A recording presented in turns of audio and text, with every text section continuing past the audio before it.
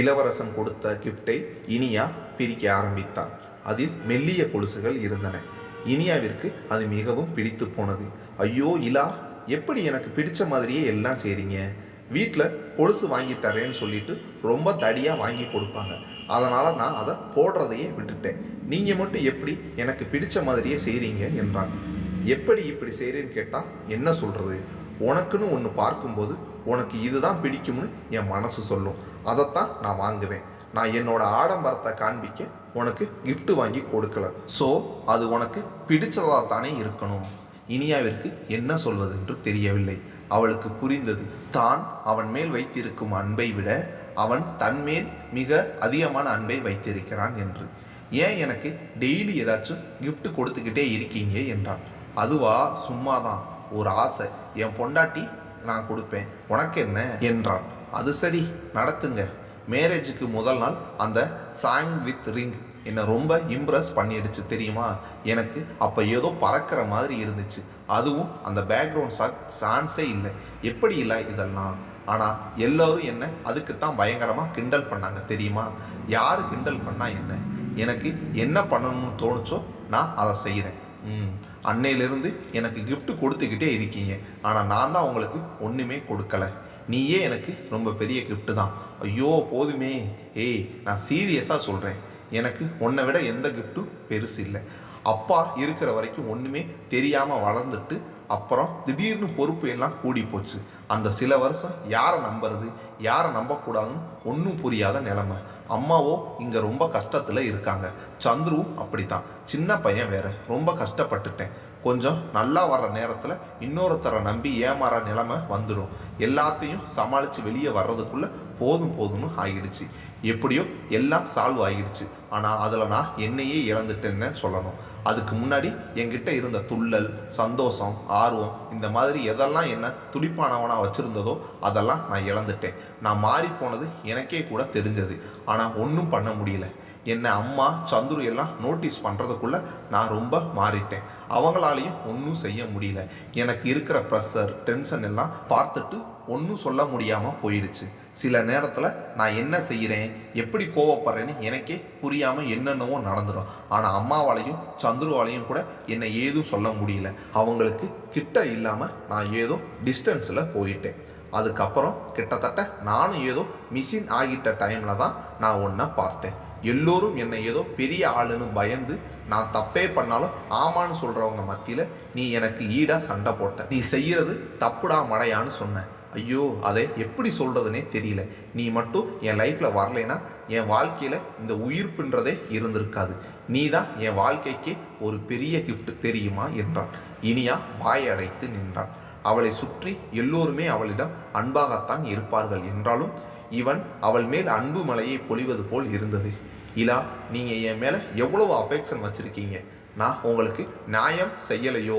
அவள் எதை சொல்கிறாள் என்று உணர்ந்தவன், அப்படி ஒன்றும் இல்லை, இதில் நான் உன்னை எதுவும் கம்பல் பண்ண மாட்டேன் என்றான்.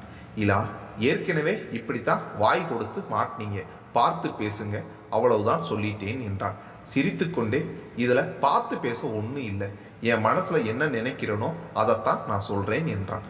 இப்போல்லாம் நல்லா தான் பேசுகிறீங்க, இருந்தாலும் அந்த பழி வாங்குற மேட்டர் அப்படியே தான் இருக்குப்பா. அவளை ஆழமாக பார்த்தவன், நிஜமாவே நீ என்ன பழிதான் வாங்குறியாடி? எங்க உன் முகத்தை காட்டு என்றான். என்ன இப்போ என் முகத்தில் என்ன தெரியுது? உன் முகத்திலையா பழி வாங்கிறதுக்கான எந்த அறிகுறியும் தெரியல. பயம், தயக்கம் மட்டும்தான் தெரியுது. ஐயோ, இவன் கண்டுபிடிச்சிட்டானோ என்று இனியா மனதில் நினைத்து கொண்டே முகத்தில் அசட்டுத்தனமாக ஒரு சிரிப்பை உதிர்த்தாள். என்ன இவன் கண்டுபிடிச்சிட்டானோன்னு நினைக்கிறியா என்று அவள் மனதில் நினைத்தது வேற அப்படியே சொன்னான். இல்லை வந்து என்று இனியா தடுமாறவும், உன்னை நான் கண்டிப்பாக எதுலேயுமே ஃபோர்ஸ் பண்ண மாட்டேன்டா. நம்மளுக்கு லைஃப் ஃபுல்லாக டைம் இருக்குது. நான் அன்னைக்கு உனக்கு செஞ்ச ப்ராமிஸ் அப்படியே தான் இருக்குது. ஓகே இலா, நீங்கள் எனக்கு கொடுத்த கிஃப்ட்லேயே அந்த ப்ராமிஸ் தான் ரொம்ப கிரேட் தெரியுமா? என்னதான் நாம் லவ் பண்ணினாலும் அதுவும் இல்லாமல் அத்தை எல்லோரையுமே தெரியும், எல்லாம் நல்லவங்க அப்படின்னாலும் எனக்குள்ள ஏதோ ஒரு நெருடல், ஒரு சின்ன பயம் இருந்துகிட்டே இருந்துச்சு. ஆனால் நீங்கள் சொன்ன அந்த வார்த்தையில் எல்லாம் காணாமல் போயிடுச்சு. ரியலி யூ ஆர் கிரேட் பா என்றவள் கண் கலங்கி விட்டாள். ஹே, என்னடி, என்ன திடீர்னு இப்போ ஏன் நீ எமோஷனல் ஆகிற என்றான். இல்லை, நான் ரொம்ப சந்தோஷத்தில் இருக்கேன் அதான் என்றான். சரி, சின்ன பயம் இருந்துச்சுன்னு சொன்னியே, உனக்கு அப்படி என்ன என்கிட்ட போய் பயம் இருந்துச்சு? இல்லை, நம்ம லவ் பண்ணது எல்லாம் ஓகே தான், இருந்தாலும் மோஸ்ட்லி அந்த லவ் மேரேஜுக்கு அப்புறம் இருக்கிறது இல்லை.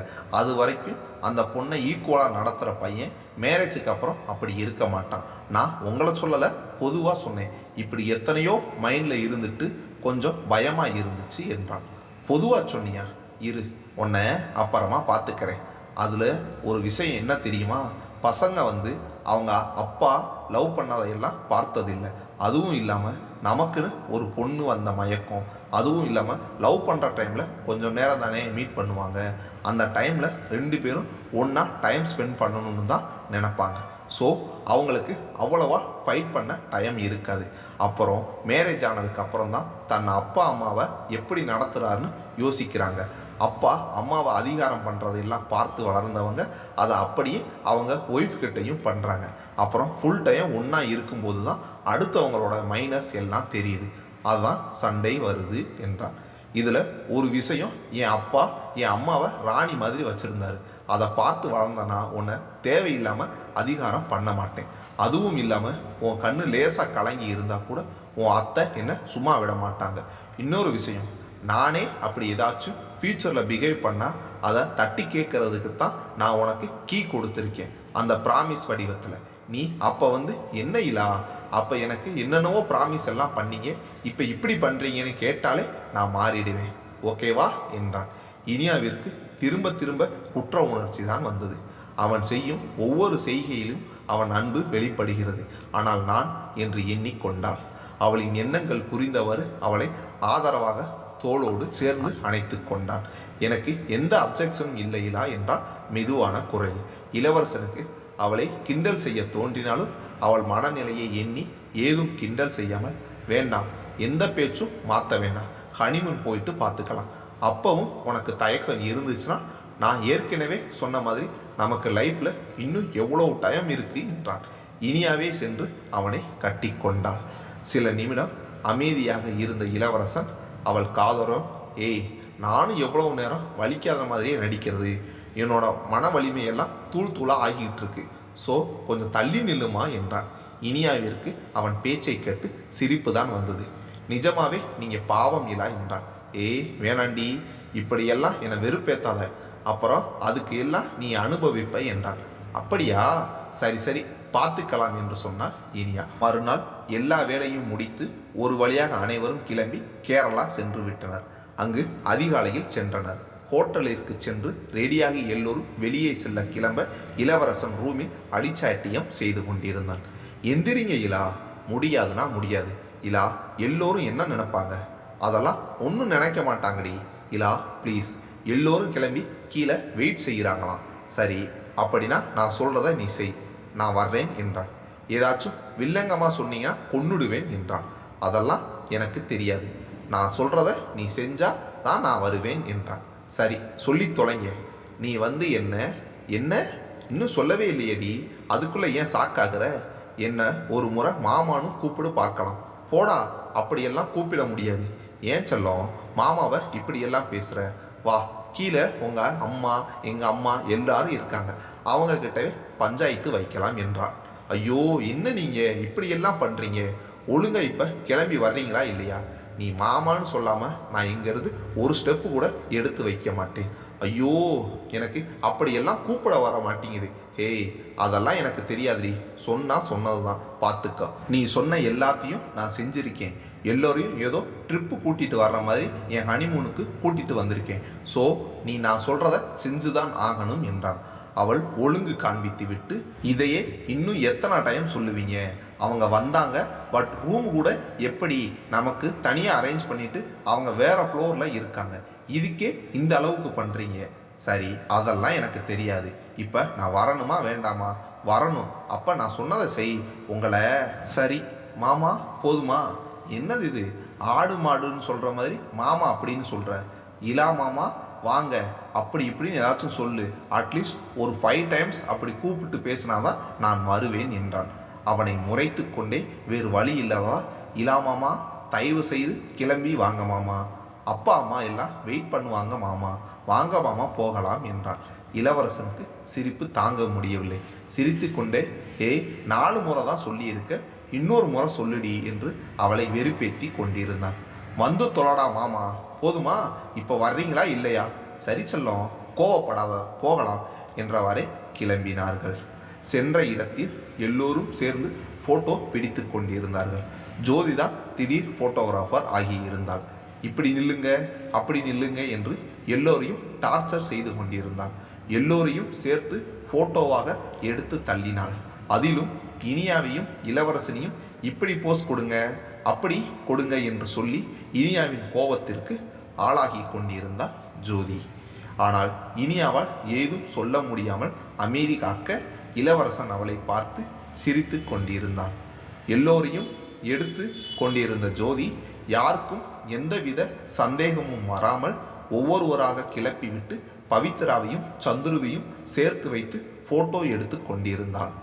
எல்லோரும் சேர்ந்து இனியாவிற்கும் இளவரசனுக்கும் தனிமை கொடுத்து ஒதுங்கினார்கள். இனியாவால் தான் அவனின் செய்கைகளை தாங்கிக் கொள்ள இயலவில்லை. இலா, இங்க வந்ததிலிருந்து உங்க அழிச்சாட்டியும் தாங்க முடியல.